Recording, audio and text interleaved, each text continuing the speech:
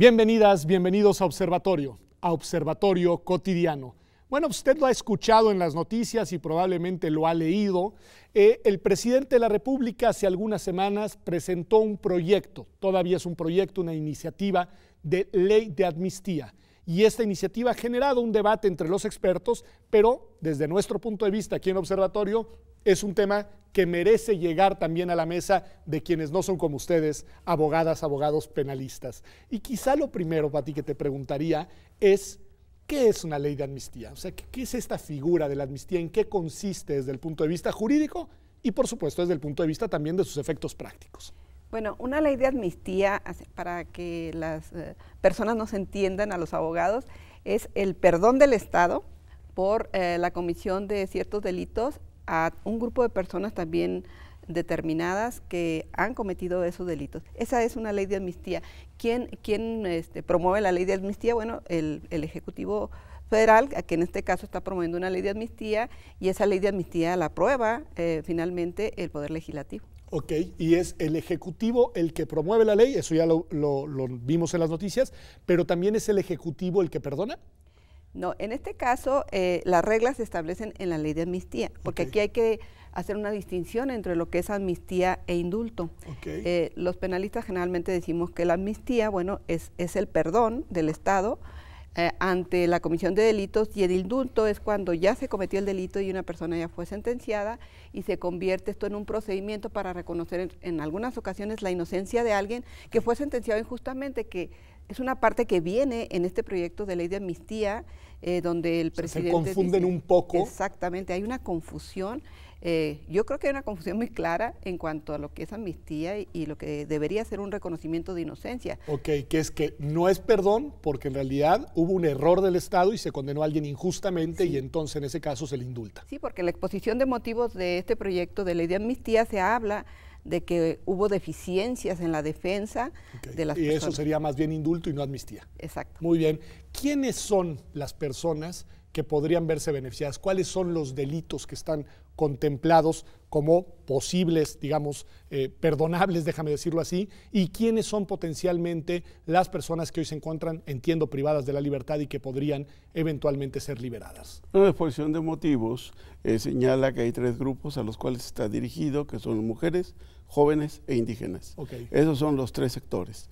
Ahora, ¿cuáles son los delitos? Establece claramente que tienen que ser delitos que no son violentos, es decir, no son homicidios, no son lesiones, no son secuestros, ni tampoco cometidos por medios violentos, primera parte. Segunda parte, tiene que ser para primodelincuentes, es decir, para reincidentes no. Con que ya hayas cometido 2 veces un delito ya no serías, Ya no. Y luego también están excluidos todos los que merecen prisión oficiosa, que están contenidos en el artículo 19 de la Constitución. Aunque no sean violentos, por ejemplo, como robo de hidrocarburos. Pues ese va a ser un tema de debate, porque ahí establece robo solamente y parece referirse solamente a robo simple, porque refiere que no tiene que tener una pena mayor a 4 años. Entonces todo depende de la hipótesis en la cual estemos ubicando estas cuestiones para llegar a determinar si entra en esta amnistía. Enrique, ¿tú percibes una contradicción entre la señal, el mensaje, déjame decirlo así, de haber modificado el artículo 19 constitucional para ampliar el número de delitos que son susceptibles de prisión preventiva oficiosa, y por el otro lado una ley de amnistía que pues tiende y tiene una orientación hacia el perdón de jóvenes, de mujeres y de indígenas? Pues más que eso, yo lo que veo es una intromisión muy clara en las facultades del legislativo y en la función de los jueces. A ver, cuéntanos por qué. Porque realmente cuando el Ejecutivo utilice este tipo de mecanismos, realmente son para todo lo que pasó. Pero ¿y qué pasa con lo que viene? Porque en realidad si la finalidad es la pacificación, la reconciliación, el derecho penal está diseñado para que sean los representantes del pueblo los que decidan qué conductas deben ser sancionadas penalmente y cuáles no. no solamente se trata de una cuestión de borrón y cuenta nueva, sino es una cuestión de que si verdaderamente este tipo de delitos ya no tienen esa protección tan importante para que sea el derecho penal el que se aplique, entonces vamos a hacerlo general. No hagámoslo solamente de para atrás, porque también por ese lado habría un problema que hay que tomar en cuenta. Por ejemplo, un robo no de más de 4 años de prisión, ¿cierto? Entonces yo voy a darle la amnistía, el perdón al que lo cometió, pero ¿y qué pasa con la víctima? ¿Qué pasa con la víctima que de repente ya ve que el ladrón, que aunque no haya sido con violencia, le quitó sus pertenencias y queda libre, sin haber reparado el daño, porque no pone condiciones? Simplemente era de menos de 4 años afuera. Ese es uno, pero hay otro, el judicial. La exposición de motivos habla de aquellos supuestos en los cuales, por ejemplo, una mujer fue obligada o engañada por su pareja sentimental para transportar droga hasta cierto nivel. Bueno, pero eso ya también tiene una parte en el Código Penal que se llama excluyentes.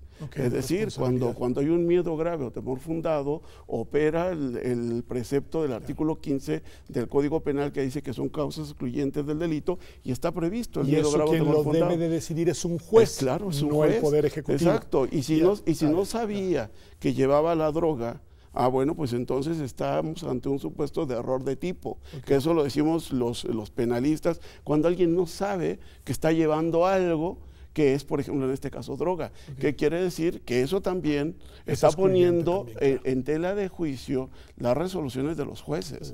Entonces, o sea, si la cosa tiene más aristas son muchas, porque entonces puedes estar llegando a invadir competencias que son de otros poderes.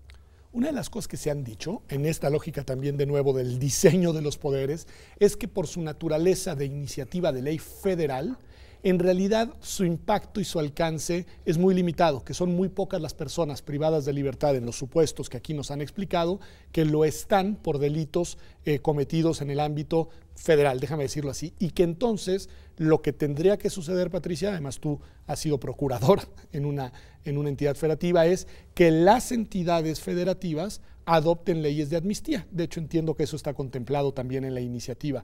¿Cómo operar eso? Porque pues, al final, qué leyes se adoptan y qué leyes no se adoptan, pues es competencia de los congresos estatales que fueron electos por la ciudadanía de cada entidad federativa. ¿Qué decir de eso? Pues yo creo que la promoción que hagan de esta ley, si la aprueban en sus términos, pues finalmente es tratar de ir a convencer también a los congresos de los estados para ver si ellos se pueden sumar, pero yo creo que van a encontrar una seria resistencia, porque en las entidades federativas pues hay también buenos penalistas, buenos políticos que van a analizar estos supuestos y que, como lo menciona Enrique, realmente hay algunos aspectos que se traslapan en las funciones del juez. Yo te comento, a mí me tocó juzgar un caso de una mujer que fue presionada por su esposo para un asalto bancario y ella fue utilizada como carnada y fue absuelta ¿por qué? Porque hay una causa de exclusión del delito. Ahí yo sí creo que hay una invasión grave a las funciones del Poder Judicial, a las funciones de los jueces al pronunciarse sobre las causas que excluyen el delito. Entonces, los congresos de las entidades federativas, yo veo difícil que realmente tomen la ley y la reproduzcan. Y en ese caso entonces habrá quedado más bien como una proclama política y no como una cuestión con efectos jurídicos. ¿Quieres decir algo al propósito? Ahí hay un punto muy importante. Si es la Secretaría de Gobernación la que va a hacer, eso dice la iniciativa, que promoverá en los estados. Sí, lo malo es que es una intromisión otra vez hacia al poder legislativo de los estados en temas tan sensibles como el aborto, porque ese es uno de los delitos en donde quieren que esto proceda. Quiere decir entonces que otra vez cuenta nueva, y no porque estemos a favor o en contra del aborto, sino simplemente porque es una decisión del legislativo, del estado que se trate, que tiene que representar a su núcleo poblacional, y si su sociedad dice, para mí el aborto debe ser punible, tiene que ser punible, porque esa es la función de un legislativo, no obedecer lo que diga el Ejecutivo Federal, sino lo que dicen sus representados. Si en la Ciudad de México dijeron no, y la Asamblea tomó ese pronunciamiento y postura, y no, o como entonces en Oaxaca, por ejemplo, o que allá está interesante el caso porque el gobernador se niega a promulgar la ley, la reforma, entonces ahí hay, ¿no? Esto, el Ejecutivo también estatal en este caso. Pero hay un tema que me gustaría su punto de vista, Pati, que es, precisamente ya mencioné que tú fuiste en algún caso procuradora, pero en un esquema de diseño institucional distinto en el que así estaba, las procuradurías no tenían autonomía. Ahora la Fiscalía General de la República, constitucionalmente, es un órgano autónomo del Ejecutivo y sin embargo en la ley de amnistía se dice que será esa Fiscalía la que se encargará de recibir las solicitudes de amnistía y las que, si no me equivoco, tomará las decisiones correspondientes. ¿Qué decir de eso? Porque pues es la Fiscalía, no es el Ejecutivo. O sea, ¿qué opinión te mereces? Bueno, yo creo que se quebranta la autonomía institucional, tanto del fiscal como los de fiscales para tomar decisiones en estos temas de los casos que sean sometidos a una amnistía. Pero yo quisiera hacer aquí una observación que a mí me parece importante. El Código Nacional de Procedimientos Penales establece una figura que se llama criterios de oportunidad. ¿Qué son? Esos criterios de oportunidad son una serie de excepciones precisamente para no ejercitar acción penal, para no ir a juicio en contra de determinadas personas. Y hay una hipótesis muy interesante que realmente yo creo que podría solucionar todo este lío que ha armado la ley de amnistía para personas que finalmente la pena no tiene ningún sentido. Y yo veo en la exposición de motivos que se refieren precisamente, por ejemplo, a los grupos indígenas, a los miembros de grupos indígenas, a jóvenes o a mujeres que finalmente hayan cometido delitos y que se encuentren, ellos hablan de situación de vulnerabilidad, como la pobreza y todo lo que tiene que ver con la exclusión social. Bueno, pues ahí tienen una herramienta jurídica desde... Que ya existe, los criterios de oportunidad ya están en el código. Ya están en el código, hay un supuesto que se puede utilizar, incluso se pudiera incorporar algo con reglas más claras que la misma ley de amnistía, que ha generado contradicciones tremendas. Pero yo creo que falta como que un estudio y una investigación profunda sobre lo que verdaderamente está planteando el presidente y quiere una pacificación y si quiere que verdaderamente todas estas personas que están quizás injustamente en los centros de reinserción social, bueno, que salgan, pero que salgan por los medios legales debidos, ¿no? Me parece muy interesante. Vamos a un corte y volvemos. Y les quiero preguntar, porque sí, me parece muy importante rescatar, ya lo han mencionado los dos, la finalidad con la que se presenta la ley, que es este tema de la pacificación. Y lo que les voy a preguntar es si creen que sirva o no, que veo que con sus limitaciones, y dos, si no es el caso, qué es lo que sí deberíamos de estar haciendo, porque también lo que no podemos negar ni usted, ni yo, ni nosotros, es que sí tenemos un problema de violencia y una crisis en esa materia muy grave en el México de hoy, y la pacificación creo que sí es un objetivo que todas y todos debemos desear. Ya volvemos aquí a Observatorio Cotidiano.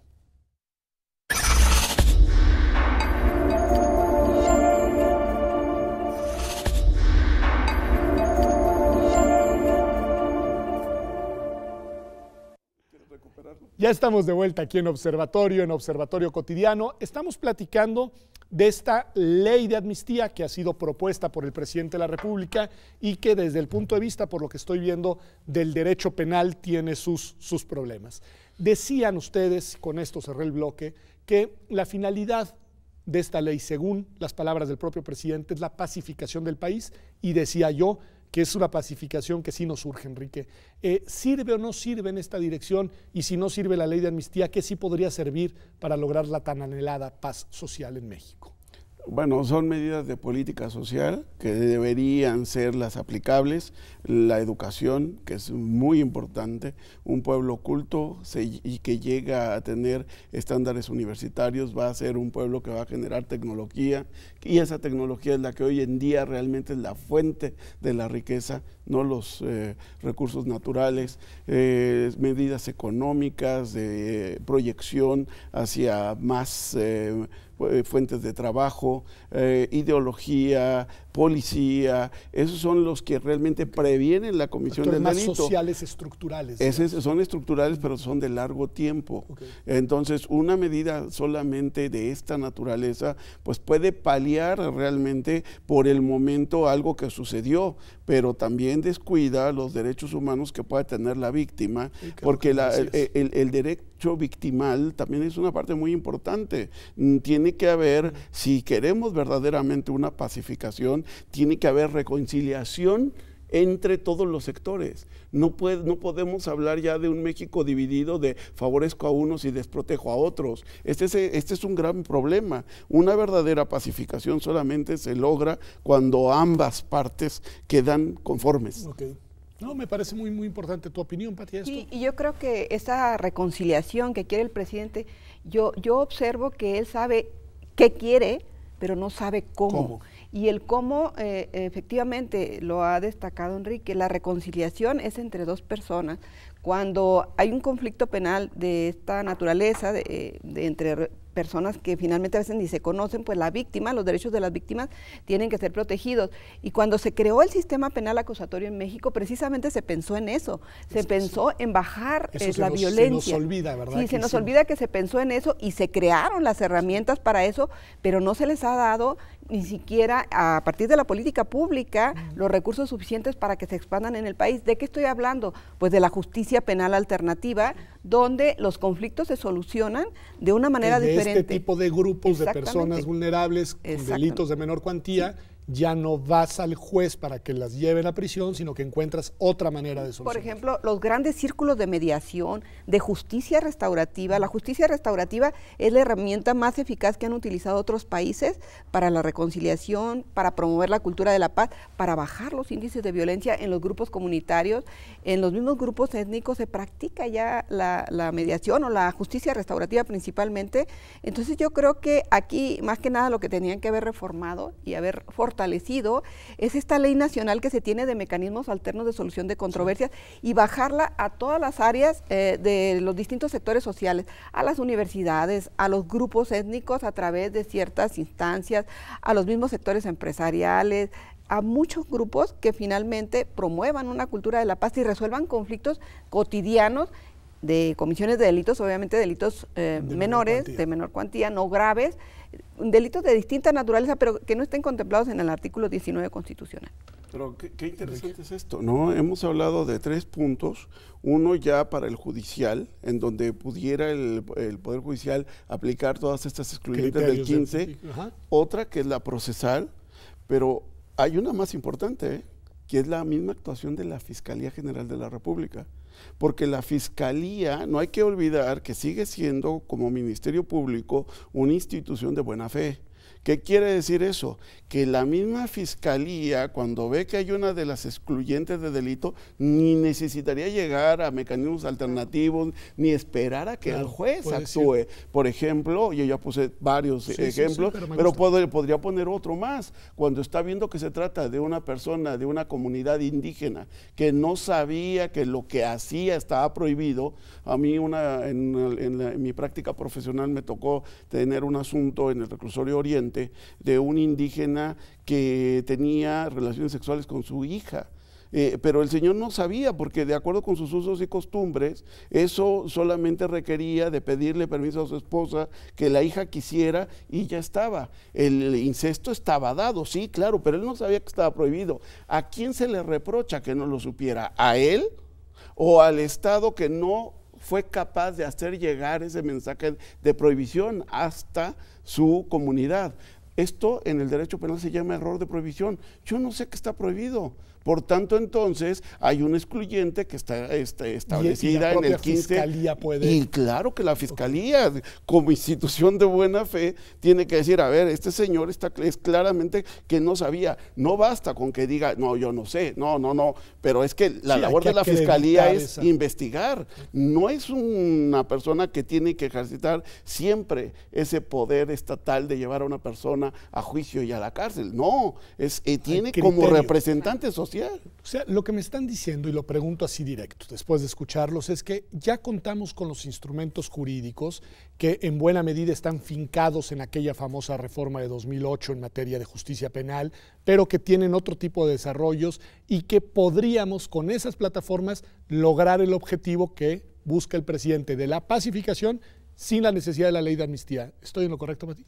Así es, y yo considero que la Fiscalía puede hacer muchas cosas en torno a cómo lograr que estas personas, las que hayan cometido algún delito o alguna conducta delictiva, sin saberlo por este error de prohibición, bueno, la misma Fiscalía puede hacer una gran investigación y dejar fuera a todas estas personas, porque fíjate, el sistema penal acusatorio, antes el Ministerio Público tenía que obrar con estricto apego al principio de legalidad. Ahora hay una excepción y son esos criterios de oportunidad que tiene y un listado de criterios de oportunidad que se pueden aplicar a todos esos casos sin necesidad de que se genere una serie de confusiones con la ley de amnistía y que quizás se afecten los derechos de las víctimas que verdaderamente no ven que se ha cubierto su reparación del daño. ¿Por qué? Porque ya hubo un perdón del Estado por el hecho cometido. Entonces yo sí creo que hay herramientas suficientes, que solamente hay que darles desde la política pública todo el respaldo institucional y obviamente presupuestal, porque ¿por qué no funcionan las leyes nacionales que se elaboraron con el sistema penal acusatorio? Porque no se le ha dado ningún respaldo institucional, no hay diseños institucionales, no hay nada de procesos, no hay recursos económicos para que operen, para que bajen estas leyes a ras de tierra y verdaderamente puedan operar en México. ¿Hay entidades en las que esté funcionando mejor el asunto? No sé, por ejemplo, leí con atención que se celebró mucho la presentación del proyecto de fiscalía en la Ciudad de México. En fin, he escuchado que quizá en algunos lugares hay mejores y en otras peores prácticas en la materia. ¿Tenemos algo así o no, Enrique? Bueno, yo creo que es un tema más que nada para Pati, porque realmente a mí me tocó colaborar con ella en Chihuahua en 2007, cuando todavía no estaba a nivel federal. Sí, ella creó y llevó adelante una fiscalía que estaba comprometida en la investigación. Esa es la parte que no debemos olvidar. La Fiscalía está para investigar, no para vincular y llevar a la cárcel a las personas. En países desarrollados, primero investigo, ya con pruebas sólidas, entonces sí genero el acto de molestia que podría suponer el proceso penal y llegar a la condena. Pero si mi actuación es primero detengo, vinculo y consigo incluso la privación de la libertad de una persona, entonces algo estamos haciendo mal. Y como decíamos hace un momento, realmente una ley de amnistía es abrir el grifo para una salida de todos, sin saber si se están yendo algunos que no deberían irse. Y sin garantizar los derechos de la víctima. Esto no hay que perderlo de vista, porque como decíamos hace un momento en el receso y un poco haciendo un poco una broma de esto, ¿no? Bueno, y luego me encuentro al que me robó el celular, aunque no fuera con violencia, y lo encuentro hablando por el celular o incluso me lo quiere vender. Sí, no, sí está, sí, o sea, sí entiendo que el objetivo podrá ser loable, pero la medida no es la adecuada, según están diciendo. ¿Quién se lo debería, ya sé, Pati, que esto es desde la universidad y desde acá lo decimos, pero quién se lo debería decir al presidente?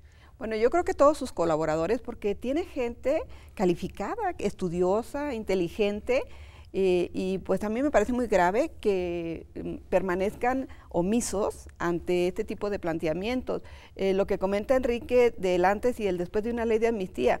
La ley de amnistía no va a resolver el problema que quiere resolver el presidente, porque él habla de los excluidos, habla de la extrema pobreza, y sigue la extrema pobreza y siguen los excluidos después de la ley de amnistía. Entonces, ¿y ellos qué? Ellos van a volver, van a ingresar a prisión por las situaciones que está planteando el presidente, que por su extrema pobreza y su exclusión a veces no tienen acceso a un defensor público calificado, pero ¿por qué no tienen acceso a eso? Hay que crear la Defensoría Pública. La Defensoría Penal Pública tiene que fortalecerse y yo creo, ¿verdad?, otras herramientas que finalmente saquen a estas personas de extrema pobreza, como a los grupos étnicos en mi estado, por ejemplo, en el norte, los grupos étnicos están a merced de la delincuencia organizada. La delincuencia organizada ha desplazado a estos grupos étnicos y nadie, absolutamente nadie ha hecho nada para parar el abuso contra estos grupos étnicos, que a veces van, incluso los obligan a trabajar, a sembrar marihuana para finalmente ellos tener un beneficio y no les pagan absolutamente nada. Los detienen, a ellos son a los que detienen y van a las cárceles finalmente. Y bueno, ¿y cuándo se va a parar esto? Esto no se para con la ley de amnistía, porque la ley de amnistía es para las personas que hasta este momento que se apruebe la ley de amnistía están en prisión. Y además, formalmente, ese perdón del que nos hablaba Pati al inicio del programa, digo, porque así lo he pensado, sigue manteniendo la criminalización de la persona. No sé si es así o no, porque se te perdona, pero se te considera delincuente. Y pienso sobre todo en el caso del aborto y las mujeres, que lo que piden, si he entendido bien su llamado, es una despenalización del aborto, no un perdón por parte del Estado. ¿Qué decir de eso?